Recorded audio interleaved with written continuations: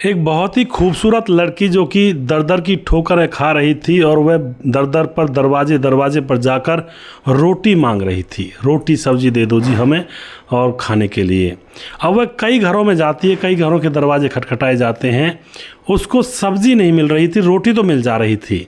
अब वह एक ऐसे दरवाजे पर जाती है जो कि करोड़पतियों का घर था।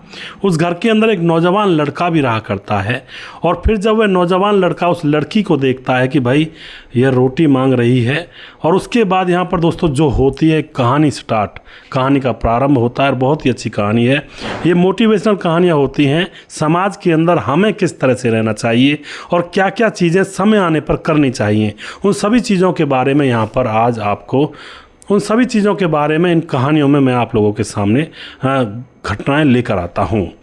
तो वीडियो को लास्ट तक ज़रूर देखिएगा। नमस्कार, मैं हूँ सुदेश कुमार और मेरे गोपाल चैनल में आपका स्वागत है। दोस्तों, एक विनय नाम का इकलौता लड़का रहा करता है जो कि अपने माँ बाप का इकलौता है। उसके माँ बाप हैं, माता पिता और उनके जो चाचा हैं, उन चाचा तक का भी इकलौता लड़का है। और माता पिता और इनके चाचा की बहुत बड़ी प्रॉपर्टी है, फैक्ट्रियाँ भी हैं और एक गांव के अंदर इन्होंने अच्छा सा घर बनाया हुआ है, क्योंकि इनका मानना ये है कि शहर की प्रदूषण भरी जगह पर हम नहीं रहेंगे।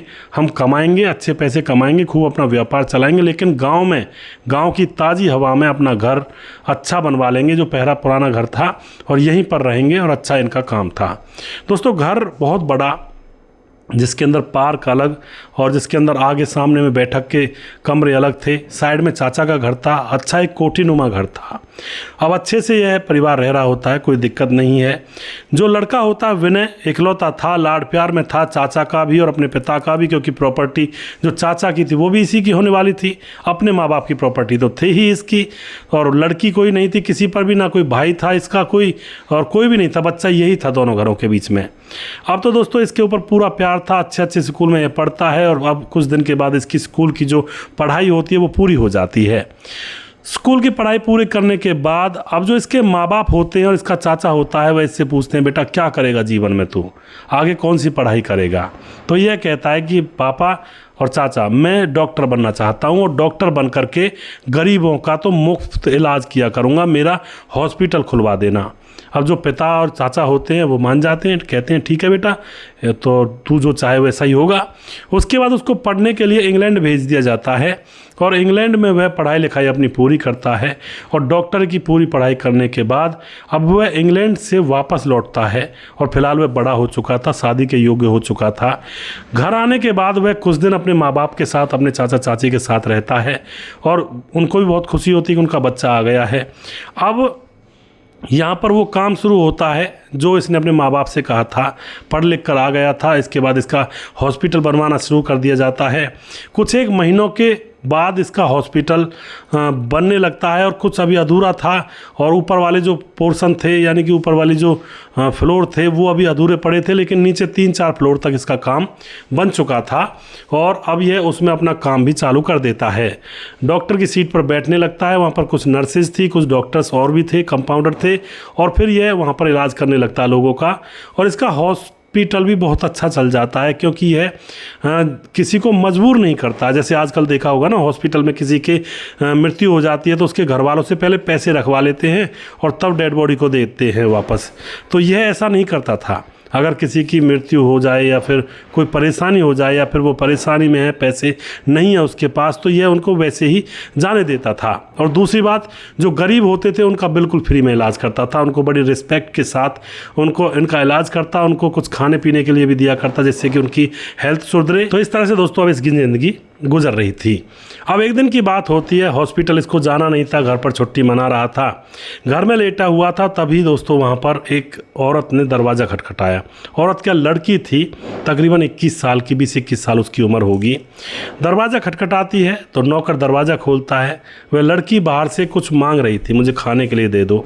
इतने में इसके माँ बाप उसके पास चले जाते हैं, क्योंकि ये पूरा परिवार सही था इन मामलों में। ऐसा नहीं था कि कोई बेचारा भीख मांगने वाला आए उसको धमका दिया, बाहर से बाहर भगा दिया, ऐसा नहीं था। इनका कहना ये था कोई दरवाजे पर आए तो उसको कुछ ना कुछ ज़रूर दो, क्योंकि वो अपने भाग्य का ले जाएगा, वो हमारा कुछ नहीं ले जाता है।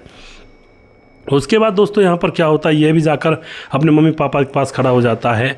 तो वह लड़की बहुत ही सुंदर देखने में, लेकिन दोस्तों कपड़े गंदे मैले कुचैले और उसके फटे हुए कपड़े थे।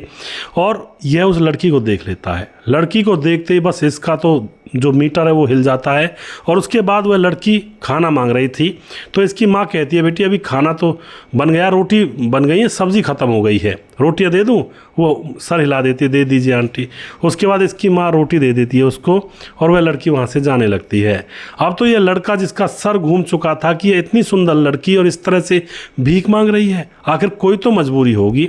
उसके बाद वह उसका पीछा करता है और पीछा करते करते दोस्तों उसके साथ वह पीछे पीछे चल रहा था। वह लड़की 2-4 घरों में से और खाना मांगती है और अपने पल्लू में खाना रख करके गांठ लगा करके गांव से बाहर की तरफ निकल जाती है। गांव के बाहर एक झुग्गी झोंपड़ियाँ पड़ी हुई थी जहां पर गरीब लोग बाहर से आकर बसे थे उस गांव के अंदर, गांव के नहीं थे वो पहले से। उन झुग्गी झोंपड़ियों की तरफ वह जाने लगती है और यह लड़का पीछे पीछे पीछा करता हुआ वहीं पर पहुंच जाता है और जा कर के चुपके से देख रहा होता है। वह लड़की अपने जो झोंपड़ी के अंदर जाती है, वहाँ पर उसकी माँ थी जो कि चारपाई पर लेटी हुई थी। उसके छोटे छोटे बहन भाई थे, उसके एक भाई था और 2 बहनें और थी। अब वह जाकर के खाना रख देती है कि आ जाओ खाना खा लो, अपने बहन भाई से कहती है। उसके बहन भाई वहाँ पर आ जाते हैं, खाना खोलने लगते हैं, लेकिन भाई कहता है कि बहन तू रोटियां लेकर आई, ये सब्ज़ी नहीं लाई, मैंने तुमसे कहा था सब्ज़ी मांग लेना किसी से। बहन कहती है भैया सब्ज़ी मैं तो मांगती हूँ, पूरी मांगती हूँ, सारे मतलब रोटी और सब्ज़ी कोई दे दे तो, लेकिन कोई देता नहीं है तो मैं कैसे ज़बरदस्ती कर सकती हूँ, तुम इन्हीं को खा लो, पानी से खा लो। उसके बाद अपनी माँ को भी 2 रोटियाँ देती है, पानी का गिलास उसके पास रख देती है। माँ को कोई बीमारी थी। अब यह सारा नज़ारा देख करके उस लड़के की आंखों में आंसू आ जाते हैं और वो चुपके से वहाँ से अपने घर आ जाता है।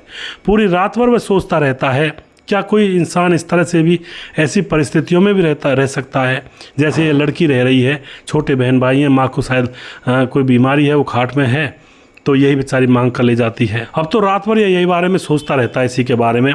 सुबह होती है, सुबह वह चुपचाप उठता है, गाड़ी उठाता है, होटल पर जाता है और वहाँ से 4-5 लोगों के लिए अच्छा खाना पैक करवा लेता है। और खाना पैक करवाने के बाद जाकर गाड़ी को रोकता है झोंपड़ी के सामने।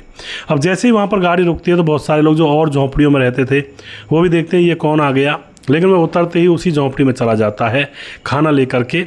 और जा कर के वह उस लड़की से कहता है कि तुम कल हमारे घर आई थी ना। लड़की कहती है हाँ जी मैं आई थी, मैंने देखा था आपको और मैं जानती हूँ आपको, आप डॉक्टर हैं बहुत बड़े। तो उसके बाद वह कहता है कि ये लोग खाना खिलाओ पहले इनको सबको। तो वह जो बहन भाई थे छोटे, वह ना तो पढ़ने के लिए जाते थे कहीं, घर पर ही रहते थे बेचारे, खेलते रहते थे। यह बहन बड़ी हो चुकी थी तो यह इधर उधर से मांग कर ले आया करती थी।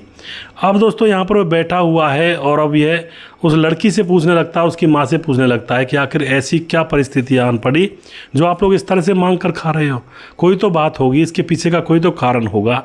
ये जब पूछता है तो अब यहाँ पर लड़की सारी बात इसको बताती है।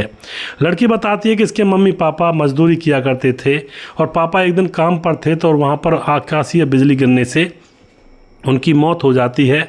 और उसके बाद हमारी माँ काम पर जाया करती थी, माँ को कुछ दिन पहले लकवा मार जाता है और यह भी चारपाई पर आ जाती है।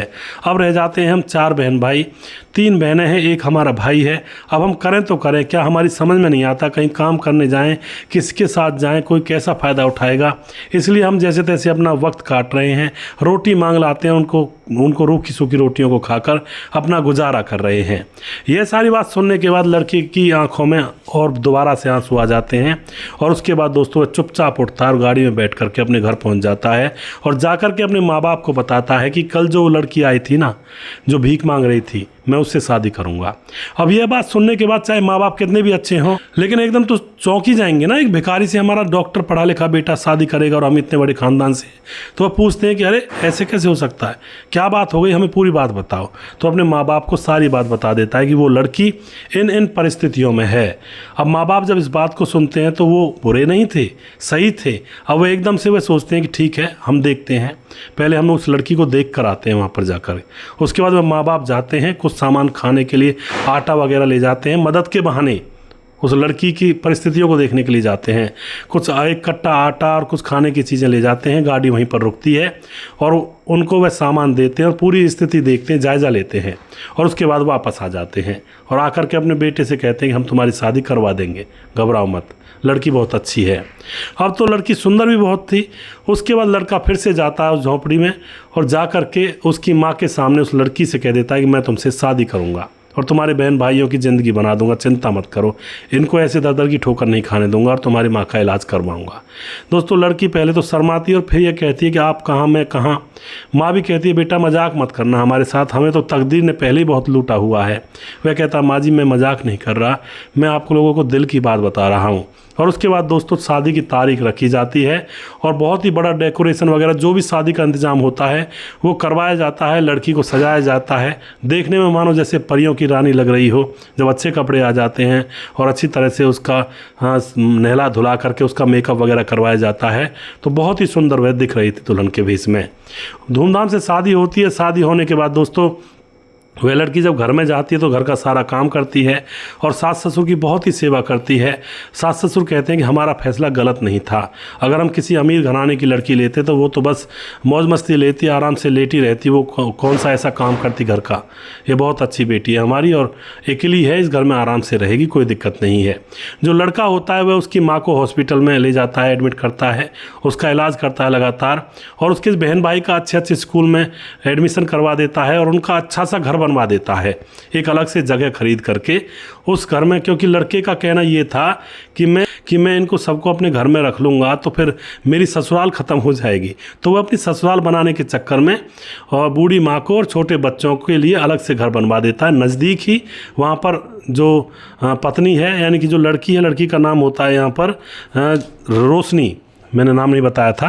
तो रोशनी जो होती है अपने मम्मी के पास जा कर के उनका भी काम कराती है सुबह सुबह और अपने बहन भाई को तैयार करने के बाद स्कूल भेज देती है और उसके बाद अपने घर का काम संभाल लेती है।